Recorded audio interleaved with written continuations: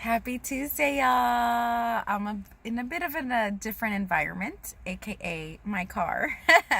And I'm wearing my comfy sweater dress thing again today.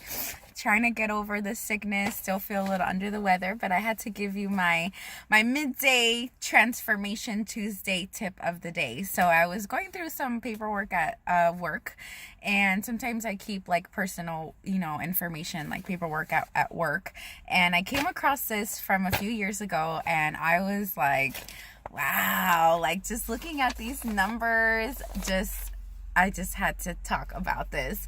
So this is kind of the same tip as yesterday. Just a little bit of a part two. And so yesterday's tip was to not quit, to keep going. Again, just to recap, like a lot of times we get to a certain plateau or get to a certain place and we're so honed in on the fact that we're not at the finish line, not really realizing that there's really no finish line, and not remembering all of the things that we have accomplished thus far. So I gave 3 tips on how to continue on your path and just kind of get out of that funk of like being, self-sabotaging and moving forward. So this is a part 2 of that. Just another example or just another reason why you should not quit. And sometimes I like to keep things from the past, like pictures or videos or paperwork, that when I look at it today, I'm like, wow, I have to be proud of myself. And so the first one is from October 14th, 2015. This is 2 physicals. And so I have my opinions on pharmaceuticals and doctors and all that stuff, but I'm not going to bash it completely because I do get physicals and I like to see the numbers, not so much like the weight on the scale, but like my body index mass and or body mass index, my BMI, my blood sugar, my blood pressure, all that stuff is really important to me. And so this is just mind-blowing. So October 14, 2015 at 10:30 in the morning, I got a physical. My weight was 233 pounds, and my body mass index was 40. And so in the obesity range is 40 to 44 and on.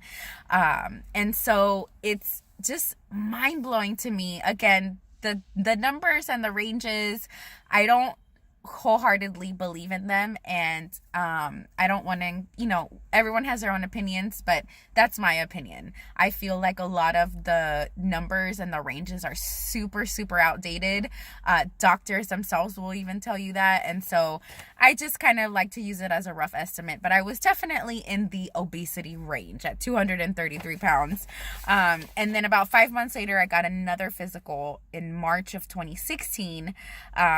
Still stayed at 233, which at that time I was really happy, at least that I didn't go up.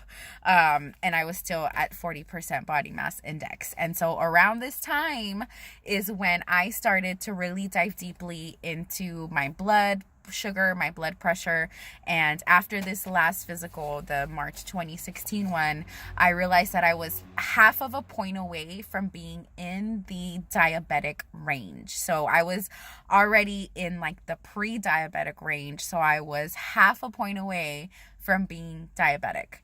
That is super scary. It's literally what started this entire journey of me changing my lifestyle through my nutrition.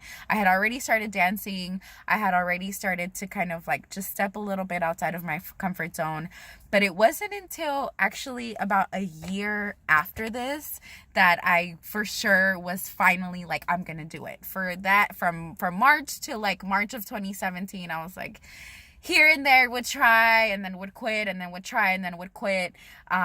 April 2017 is when I got my personal trainer and completely shifted that nutrition, and now make really conscious decisions of what I put in my body. I don't like to say vegetarian or vegan or anything like that. I don't eat meat, but I just don't like labels, just in general. Don't label me. So I just like to say I make conscious decisions of what I put inside of my body, not only food-wise, but what I watch, what I choose to listen to, who I choose to surround myself with. All of that is making conscious decisions of like your mind, body, and soul, and how you're just going to develop in your personal development. And so I just wanted to share these numbers because if I had quit and said, screw it all, fuck it, I'm gonna just be in half a point away from being diabetic and eventually get into that diabetic range, my life would be completely different. So around this time is when I chose to change my life.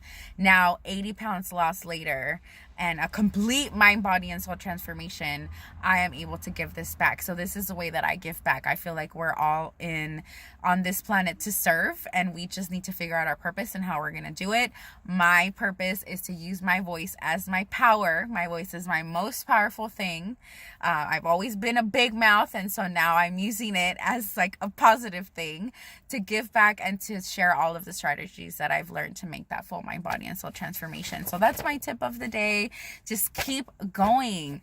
Keep like little trinkets and stuff. You don't have to hoard everything, but keep pictures, keep videos, keep papers like this, where years later you can look back and think, wow, I did that shit. I did that, and I'm going to keep doing it. And I encourage y'all just to keep going. And if you need any help, join the Heal Up with B movement and share this with anyone who you feel would really benefit from it. So I appreciate all of the love and support. Stay tuned for 2020. Heal Up with B is expanding in a different way, and I will be able to provide things for you that will dive even deeper and dig even more into all of the strategies that I've learned. So stay tuned.